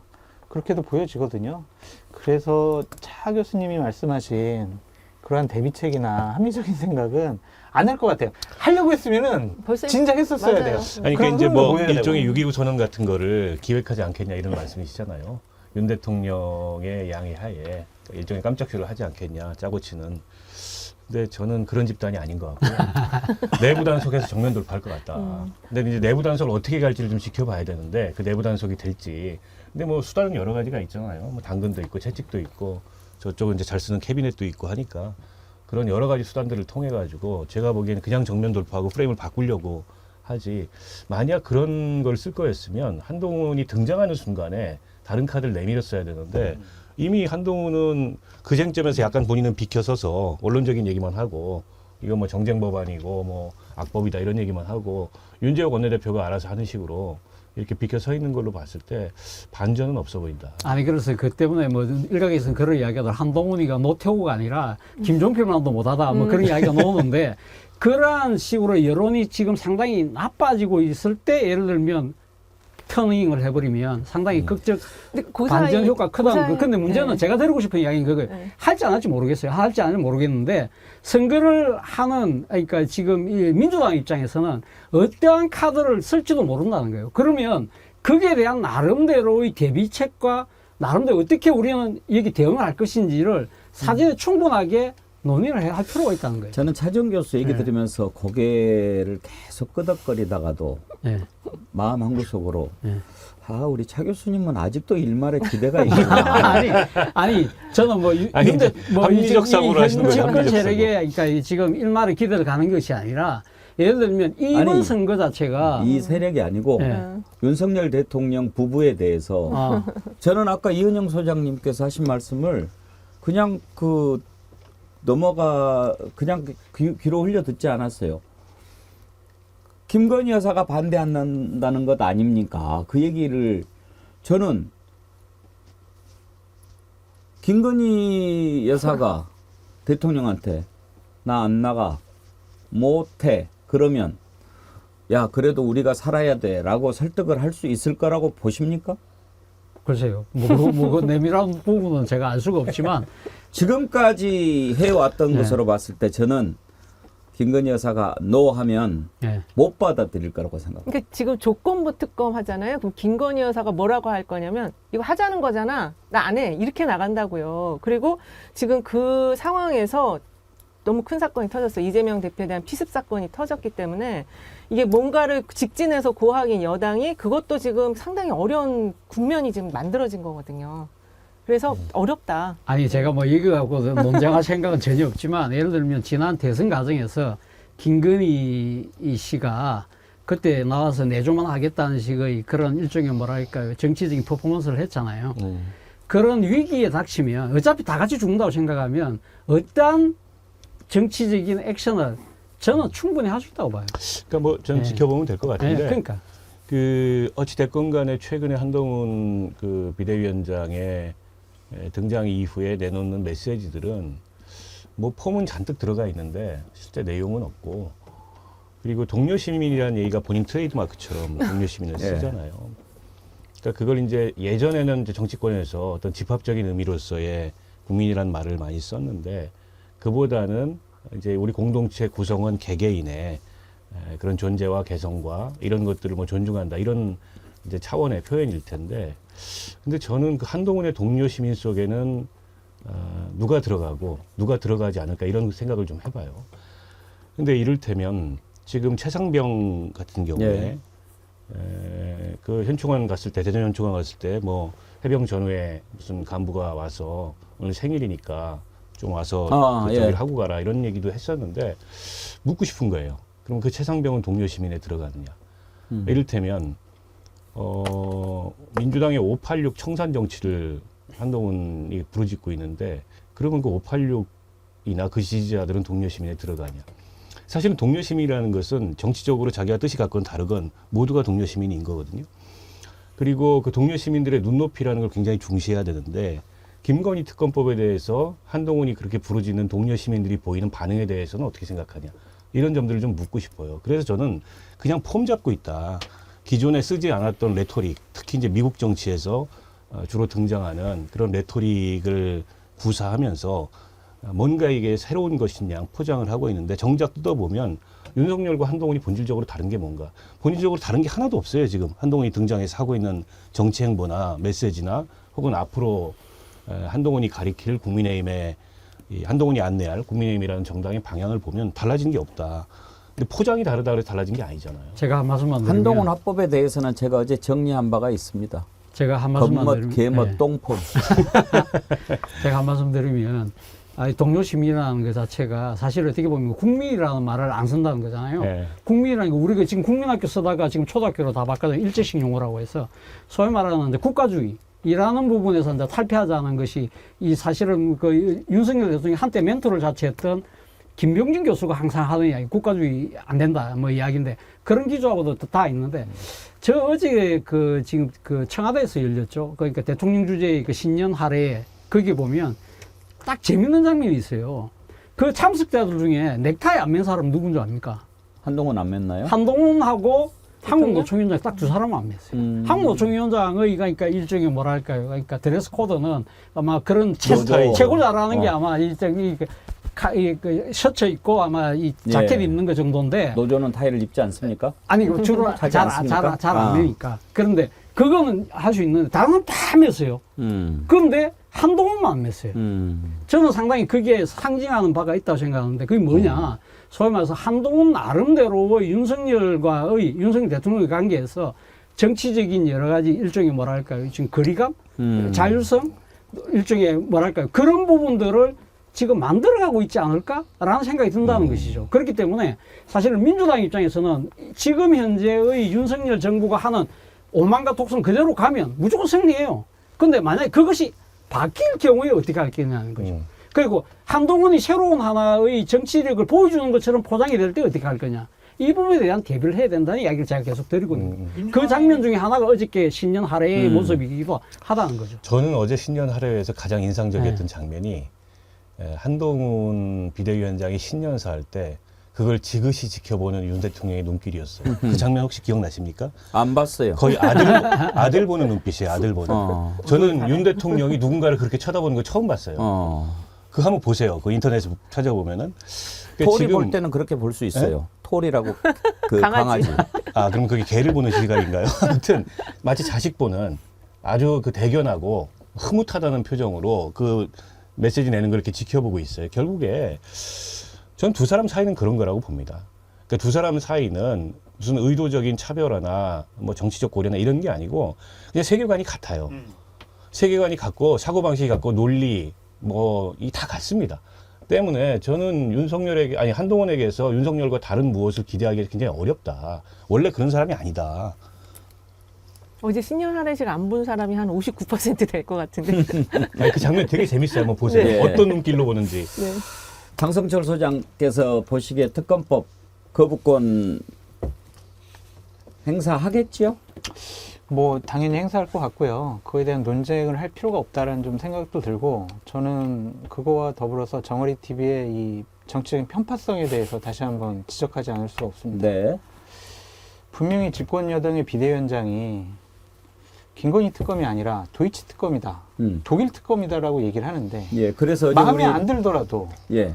동등하게 소개시켜 주셔야 되는 거 아닙니까? 어제 우리 그 댓글 올라오신 분이 그런 걸 주셨어요. 그거 좀 전해 주세요. 뭐라고요? 도이치 특검이니까 그러면 독일이라고. 메르켈 총리가 메르켈 총리가 대상이냐? 그러니까 이제 독일 대사관 압수수색해야 되겠네. 그런 식으로 용어를 통해 가지고 이 상황을 모면하려고 하는 거잖아요. 그러니까 그게 맞는 것이냐? 오늘 조선일보 칼럼을 보더라도 지금 문제는 한동훈이 아니다. 한동훈 당신이 헌법에 5.18 정신을 수록하는 거 찬성한다고 하더라도 그거에 감동 먹어가지고 야, 나는 대통령 별로 안 좋아하는데 한동훈이 저런 얘기하니까 나는 국민의힘 지지해줘야지, 국민의힘 뽑아야지, 이렇게 할 사람들 과연 얼마나 될 것이냐. 문제는 조연이 문제가 아니라 주연인 윤석열 대통령이 문제다, 김건희 여사가 문제다.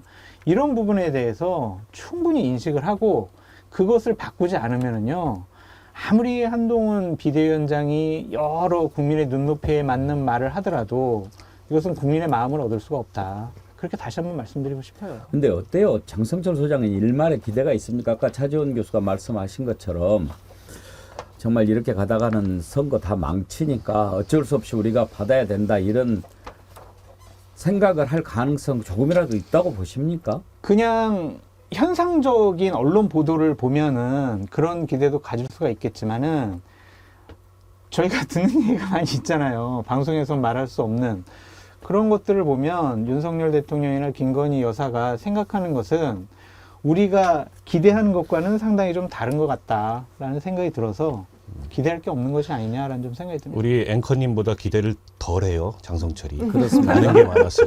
이 두 분이 정치를 했던 사람이면 그런 기대가 나올 수 있는데 그렇지 않은 분들이잖아요. 그리고 최근에 김건희 여사만 사라진 게 아니고 대통령의 어떤 정치 특보를 하는 그 김한길 통합위원장에 대한 이야기도 언론에서 사라졌어요. 그러니까는 그나마 정치적인 관점에서 이거를 좀 조율하고 만들려고 하는 사람도 지금 사라진 거거든요. 그냥 자기들 하던 대로 가겠다라는 거예요. 예. 네.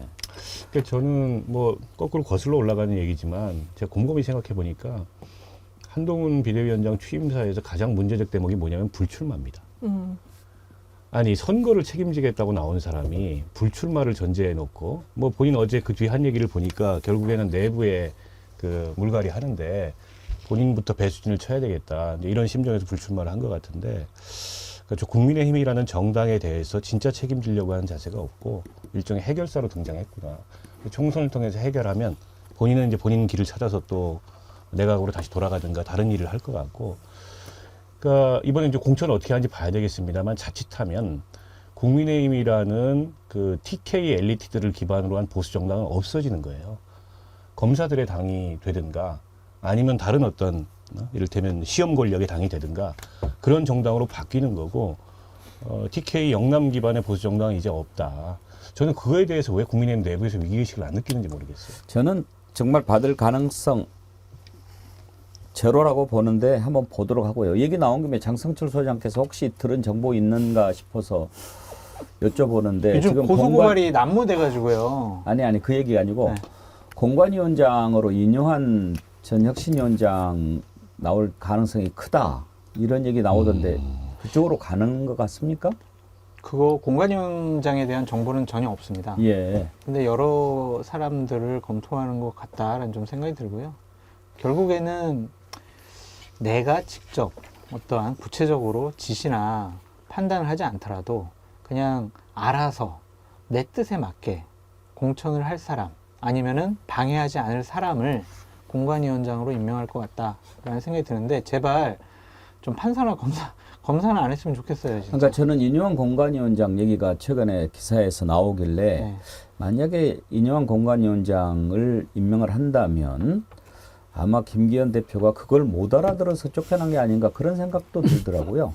김기현 대표가 뭐 불출마라고 그랬는데 출마하겠다는 고집이 강해가지고 아니, 쫓겨났다. 인요한 위원장이 김기현 대표 만나가지고 나를 공관위원장 네. 시켜라 이렇게 이야기하니까 뭐 그러려고 혁신위원장 네. 했냐 이러면서 안 받았잖아요. 네.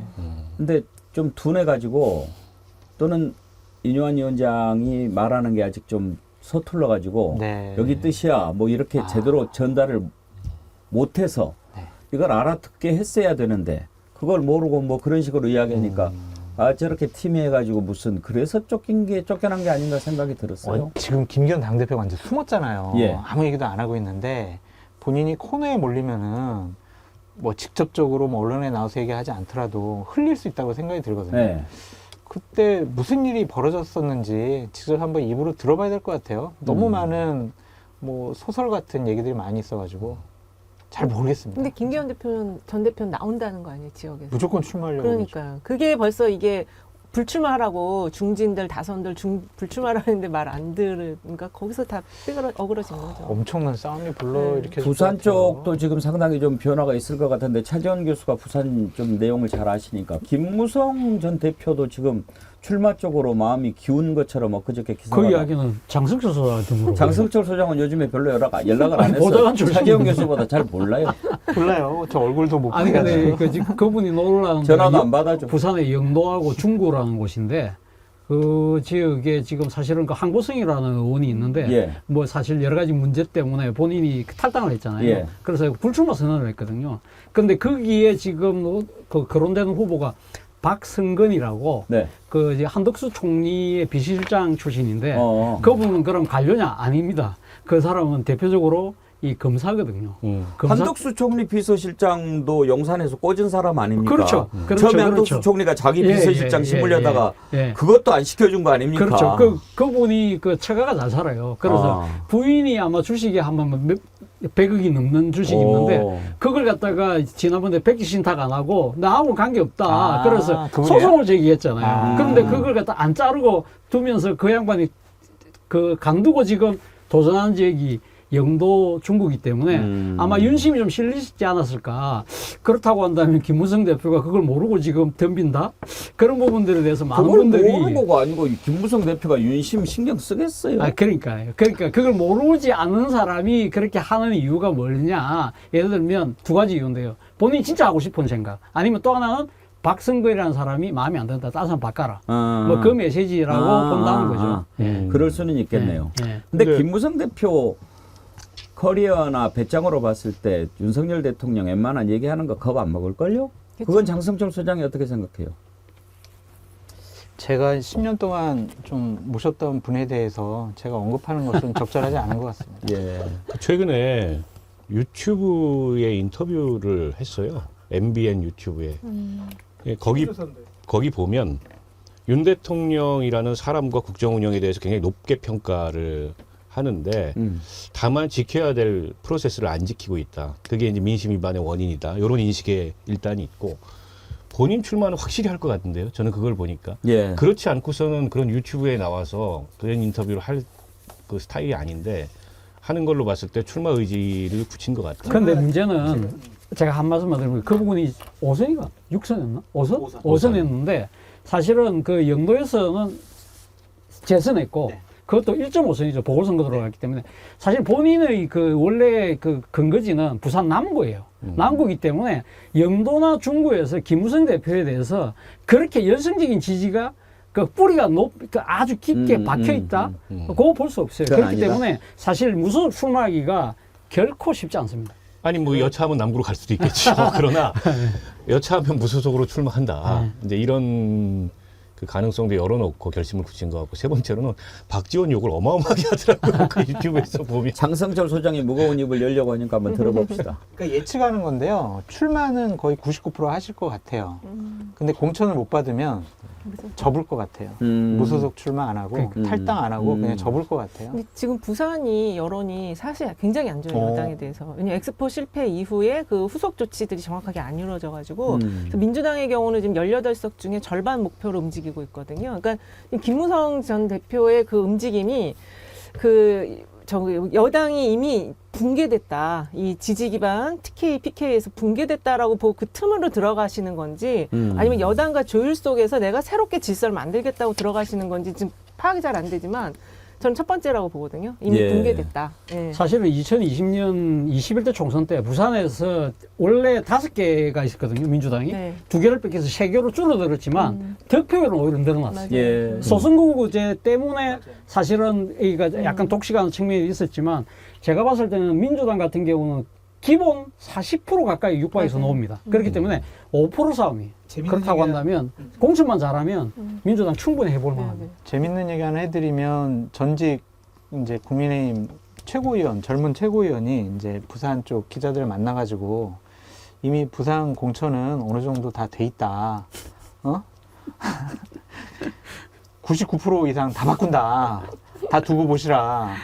나도 부산 출마한다. 내 지역구는 어디다. 막 이런 얘기까지 다 했다고 하더라고요. 장모 씨가. 네. 출마 기념회도 하던데. 그것도 한번 지켜보시죠. 이렇게 그대로 될지. 예. 잠깐 좀 그런 내용 궁금해서 살펴봤는데 정보가 있으신 분들이라 도움이 많이 됐습니다. 한 가지만 더 짚어보고 오늘 마치도록 하겠습니다. 한동훈 비대위원장이 비대위원으로 지명을 했던 사람 가운데 노인들은 다 뭐 오래 최대 비극은 노인네들이 너무 오래 산다는 거다. 빨리빨리 돌아가셔야 된다. 이런 망언을 했던 전 비대위원이 있죠. 이름이 뭐더라? 민경우. 민경우? 네. 경우도 없네. 그런데 이걸 한번 짚어보려고 그래요. 한동훈 비대위원장이 이제 노인회장을 만나러 갔어요. 사과하러. 근데 그 비대위 혁신이 관련해서 노인회장, 그러니까 노인들 폄하 발언해서 노인회장 찾아간 게 그전에도 있었거든요. 민주당에서. 그때 우리들이 기억하고 놀란 장면이 있어요. 뭐 사진을 막 이렇게 해가지고 막 싸대기를 막 때리고 뭐 이런 거를 봤어요. 그걸 보면서 좀 무슨 짓인가 좀 놀랐는데 이번에 그럼 가길래 그럼 민경우 사진 준비해 놓고 있을까? 그런 생각 하지 않았겠어요? 그래야 공정한 거고 형평에 맞는 거 아니에요? 그런데 이 양반 한동훈 비대위원장 만나더니 뭐 사위 보듯이 하더라고요. 이건 무슨 경우입니까? 먼저 한번 보고 이야기합시다. 그래서 인사 검증이 참 어렵는 것 같다. 대통령도 장관 해놓으면 흠이거리 많은 사람이 많은데 어찌고 한동훈 또 비대위원장이 또 뽑은 사람이 하필 또 노인축을 한 사람 못 뽑았을까 이런 이야기를 했는데 그래도 그 전에 김원경이 요 앉아가 내한테 막 호되게 혼이 났는데 그것도 한 3일, 4일 만에 왔고 또 이재명 씨는 사과를 하러 온다 하더니 결국은 오도 안 하고 이랬는데 저 한동훈 비대위원장은 막 신속하게 저 하루 만에 내가 성명 내니까 저 그 사람을 해촉을 하고 민첩하게 이래 하니까 대응하는 게 확실히 다르구나. 젊은 분이 다르고 이래서 국민의힘이 희망이 좀 있겠다 이런 느낌이 들어요. 고맙습니다. 그러면 그 전에 김은경 민주당 혁신위원장 왔을 때 그거 한번 다시 보시죠. 요 사진이라도 내가 뺨을 한 대 때리겠습니다. 정신 차려. 정신 차려라고. 정신 차려. 전국에서 분노하는 노인을 개실해가지고 아미라사한테 때려야 그 사람들이 속이 풀릴 건데 뺨을 때릴 수는 없고 내가 명함이라도 하나 때립니다. 자, 봤습니다. 저 양반이 그러니까 김호일 대한노인회 중앙회 회장이 자유한국당 국회의원 했죠 아마. 네. 몇 선 했어요. 정치적 성향 좋습니다. 뭐 그렇게 가끔 좋은데 전 저걸 보면서 형평성도 그렇지만 그러면 안 됩니다. 노인 폄하 발언 절대 안 되지만 노인 벼슬 아닙니다. 더군다나 노인을 무기로 삼아서는 안 됩니다. 이 사회에서 노인들이 해야 할 일이 뭡니까? 자기들이 그동안 쌓아왔던 경험, 지혜 이런 것을 후세대들에게 전해주고 자신들은 그 후세대들이 제대로 자라나는 것을 바라보면서 기뻐해야 그게 정말 어른의 자세 아닙니까? 노인들 폄하하는 발언했다고 그렇게 위세를 떨고 막 이러는 거 좋아 보이지 않습니다. 노인의 회장이 그렇게 큰 감투입니까? 아니 한번 죄의 질을 따져봅시다. 이은영 소장님. 네. 이번에 물러난 민경우 전 비대위원은 빨리빨리 돌아가셔야 된다. 그런 이야기를 했잖아요. 이건 말도 아니고 막걸리도 아니고 이런 조동이는 문제를 삼아야죠. 그런데 그 전에 김은경 혁신위원장 때는 뭐였어요 문제가? 이때 그게 제가 지금 잘 기억이 안 나는데 어쨌든 그 크게 문제되는 사안은 아니었는데 일에 짧은 분들이 1인 1표를 행사하냐 그 내용이었죠. 근데 그게 직접적으로 이렇게 노인을 대상으로 한 건 아니었던 그게 딸과 거고. 나눴던 대화를 네, 그걸 그쵸, 그쵸. 갖다가 인용하는 방식으로 네. 딸하고 얘기해봤는데 이런 얘기를 하고 있더라. 이런 얘기를 하는데 일리가 있어 보인다. 이렇게 얘기하는 그 거예요. 정도였어요. 그러니까 이 표현의 수위로 보면은 이번 것에 비교가 안 비해서도 되죠. 노인 폄하라고 보기도 어려운 거죠. 이번 민경호 씨가 한 발언은 아니 빨리빨리들 돌아가시라고 얘기했는데 그 진짜 그건 정말 근데 저 노인 회장님 그 당시에 명함도 때리고 사진도 때려서 여성계에서 저걸 폭력행위로 규정을 하고 폭력이죠. 더군다나 네, 면전에서 맞습니다. 그 사람 사진을 맞아요. 그래서 폭력행위로 규정하고 굉장히 많이 반발했는데 그거에 대해서 사과도 안 하셨어요. 그런데 이번에 더 그거보다 더 심한 직접적으로 노인에 대해서 빨리 돌아가셔야 된다라고 하는 말에 대해서는 또 감싸는 이런 모습인데 지금 현재 대한노인의 경우는 그 선출직으로 알고 있거든요. 그래서 양당이 굉장히 이 자리를 놓고 치열하게 경쟁을 하는데 그렇게 해서 뽑혔다고 하더라도 어르신이면은 이거 포용하고 화합하고 감싸주셔야 되는 자리인데 너무 정치색을 지금 드러내신다. 사진 따기를 친 것을 절대 잘했다고 할 수 없기 때문에 그렇습니다. 이번에도 사진 따기를 쳤어야 된다가 맞아요. 아니고 예. 말도 어느 정도 수위라는 게 있잖아요. 그런데 지난번에는 부적절한 표현을 한 거죠. 뭐 그 김은경 혁신위원장이 소개한 자기- 표현이 거기에 대해서 그 정도로 대응을 했는데 이번에는 와가지고 하는 얘기가 그때는 며칠 만에 왔는데 이번에는 며칠 만에 왔어. 뭐 그때는 뭐 대표 오라고 그랬는데 안 왔었는데 이번에는 너 대표 왔어. 그러니까 너 내 기분 좋게 했으니까 봐줘. 이거 말고 뭐가 아니 있습니까? 그냥 뭐 자기 편향성을 고스란히 드러낸 거라고 보고요. 그러니까 대한노인회가 노인들을 다 대표하지도 않지만 그럼에도 불구하고 이제 저 김호일 회장이 보이는 모습은 대한노인회를 대표할 자격이 없는 것 같아요. 저렇게 이제 편향된, 뭐 가뜩이나 저분이 이제 출신도 그런데다가 저렇게 편향된 모습 보이는 거 적절치 않고. 근데 이제 마치 이제 뭐 저분이 정치인이어서 그러는지 일종의 쇼를 하잖아요. 카메라 앞에 놓고서. 그것도 굉장히 부적절한. 아까 이제 노인이 벼슬이 아니라 그랬는데 저 정도 되면 이제 꼰대죠, 완전히.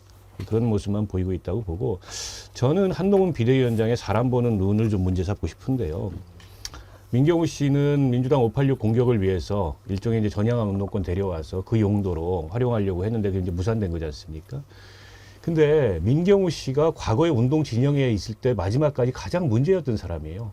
이른바 이제 그 민족해방 계열의 그 주사파 운동권으로 끝까지, 남들은 다 현실사회 변화를 인정하고 현실 정치나 현실 사회에 적응하는데 본인만 고립된 섬처럼 남아가지고 일종의 이제 종북적인 그런 사상을 가지고서 운동을 했던 사람인데, 그에 대해서 남들을 손가락하기 이전에 자기 성찰이 있어야 되는, 저건 자기 성찰 없습니다.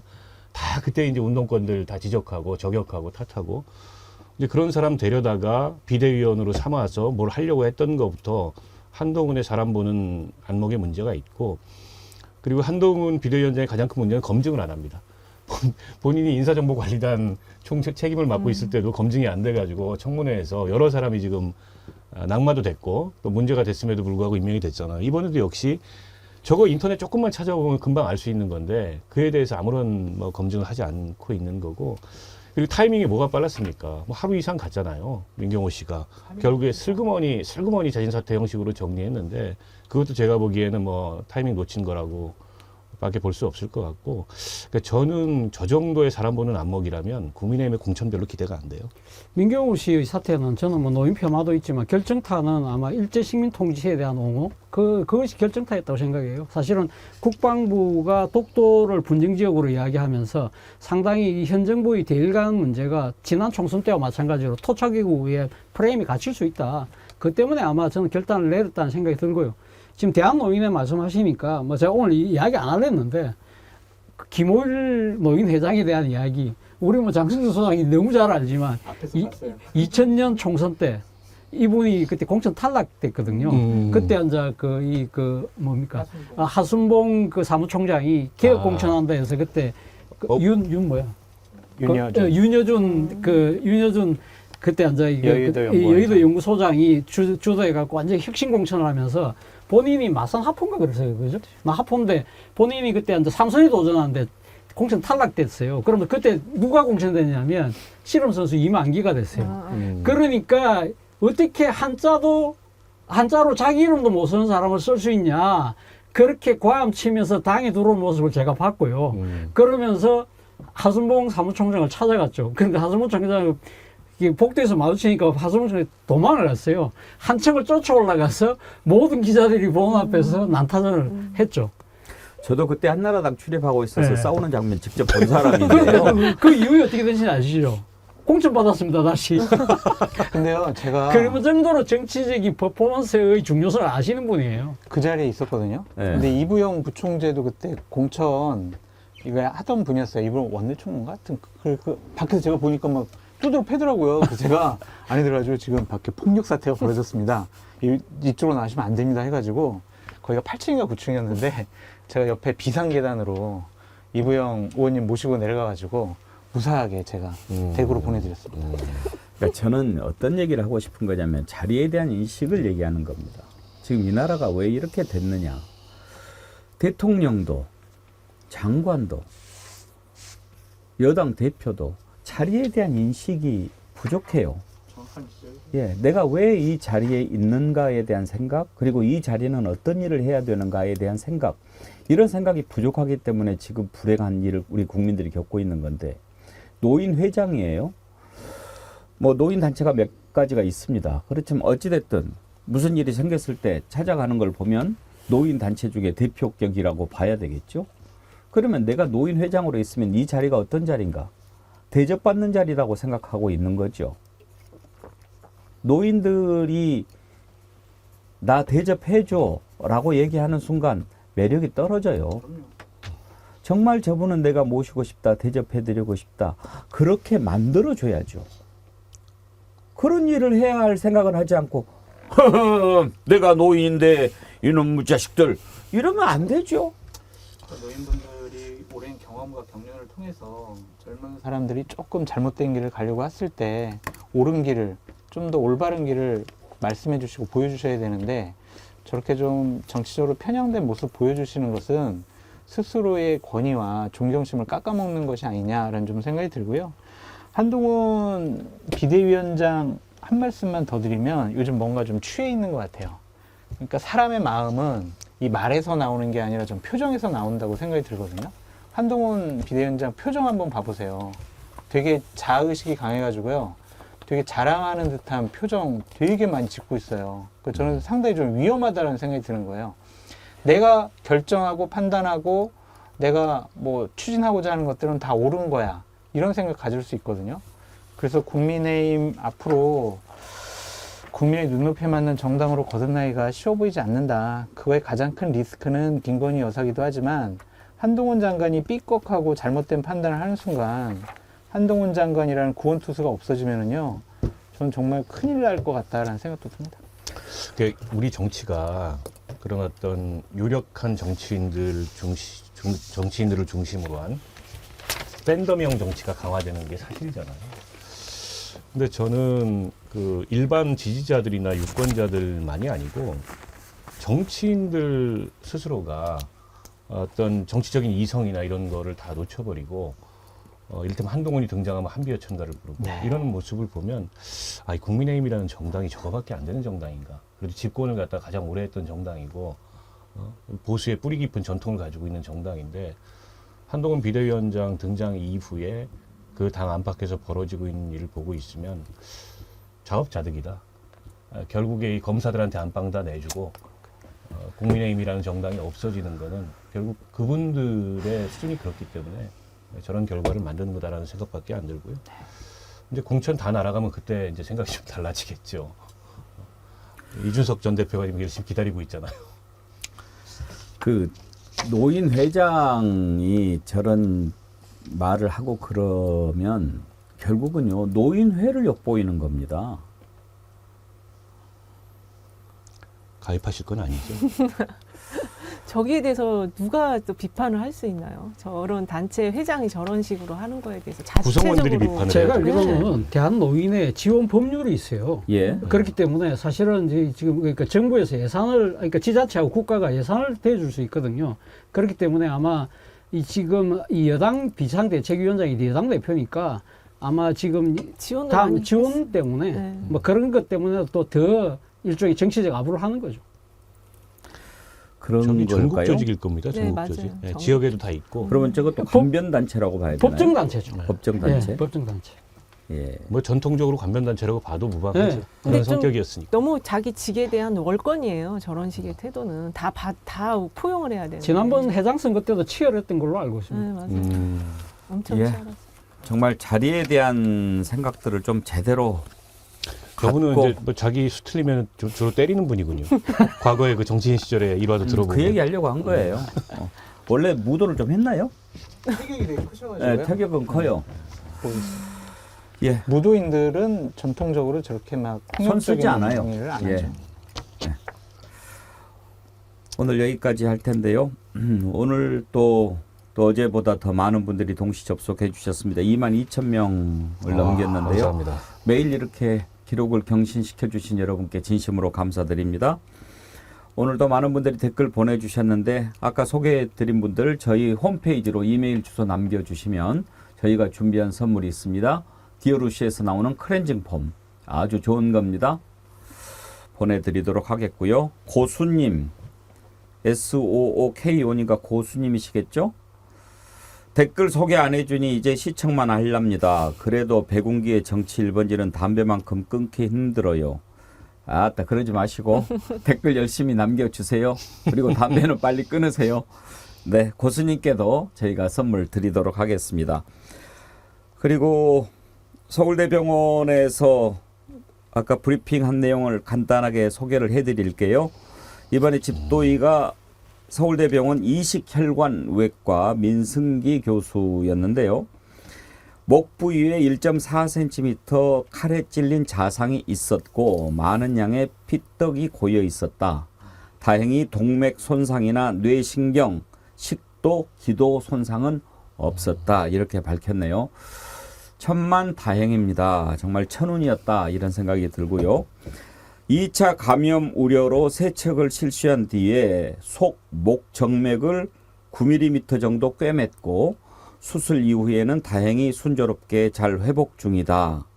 다만 칼로 인한 외상 특성상 추가 손상이나 감염, 혈관 수술 뒤 합병증 우려가 있기 때문에 경과는 조금 더 잘 지켜봐야 하겠다. 이렇게 설명을 했습니다. 오늘 집도의가 직접 설명을 한 내용을 보면 전반적으로 수술도 잘 됐고 이제 회복만 잘하면 될 것 같은데요.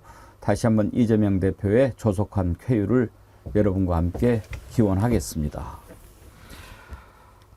오늘 함께해 주신 네 분 패널 박원석 의원님, 이은영 소장님, 장성철 소장님, 차지영 교수님 네 분 감사합니다. 오늘도 이렇게 기록 경신하도록 잘 해주셔서 네, 고맙습니다. 네, 감사합니다. 네. 함께해 주신 여러분 감사합니다. 내일도 오전 11시 백운계 정치 1번지 다시 찾아뵙겠습니다. 고맙습니다.